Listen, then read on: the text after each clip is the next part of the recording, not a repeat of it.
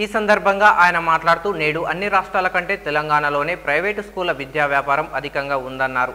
రాష్ట్రంలోని 60.64 లక్షల మంది బడి పిల్లల్లో 32.71 లక్షల మంది ప్రైవేటు స్కూళ్లలోనే ఉన్నారన్నారు. దేశంలో సగటున 31% మంది విద్యార్థులు ప్రైవేటు స్కూళ్లలో ఉంటే మన రాష్ట్రంలో అత్యధికంగా 54% మంది ఉన్నారన్నారు. ఫీజులు కూడా అన్ని రాష్ట్రాల కంటే ఇక్కడే అధికంగా ఉన్నాయని ఒక్క అంచనా ప్రకారం ఏటా 12,500 కోట్లు టర్నోవర్ జరుగుతుందన్నారు. ప్రభుత్వ పాఠశాల విద్య వెచ్చిస్తున్న బడ్జెట్ 8,200 కోట్లు కంటే 4,000 కోట్లు అదనంగా ప్రైవేటు విద్యా వ్యాపారం నడుస్తుందన్నారు.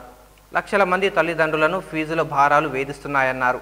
ప్రైవేట్ స్కూళ్లలో అధిక ఫీజులు అరికట్టాలని ఎప్పటి నుండో ఉద్యమాలు నడుస్తున్నాయని, వాటి ఫలితంగా జిల్లా ఫీజుల నియంత్రణ కమిటీలు ఏర్పాటు చేస్తూ 2009లో జీవో నెంబర్ 91 వచ్చిందన్నారు.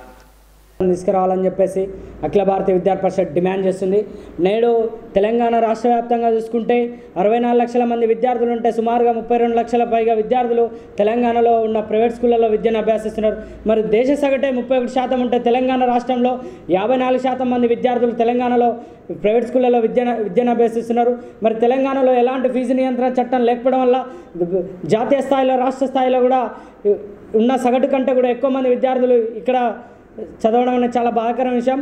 ప్రైవేట్ స్కూళ్ళ యొక్క అధిక ఫీజుల నియంత్రణను తీసుకొచ్చి ప్రైవేట్ స్కూళ్ళపై చర్యలు తీసుకోవాలని చెప్పేసి అఖిల భారతీయ విద్యార్థి డిమాండ్ చేస్తుంది.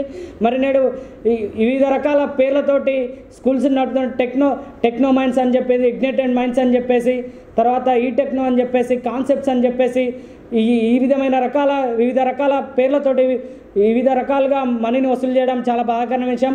దీనిలో కూడా జాతీయ స్థాయిలో ఏ విధంగా అయితే admissions and fee regulatory commission అయితే ఏ విధంగా ఉందో జిల్లా స్థాయిలో కూడా ఆ విధంగా ఫీజు రెగ్యులేటరీ కమిటీని ఏర్పాటు చేసి ఈ యొక్క అధిక ఫీజుల వసూళ్లపై నియంత్రణ తీసుకురాని చెప్పేసి అఖిల భారతీయ విద్యార్థి పరిషత్ ఎప్పటి నుంచో కూడా డిమాండ్ చేస్తుంది. ఈ కార్యక్రమంలో ABVP state executive member Jagan, zonal incharge Sai, Bharat, Ganesh, Srikanth, Nagaraju తదితరులు పాల్గొన్నారు.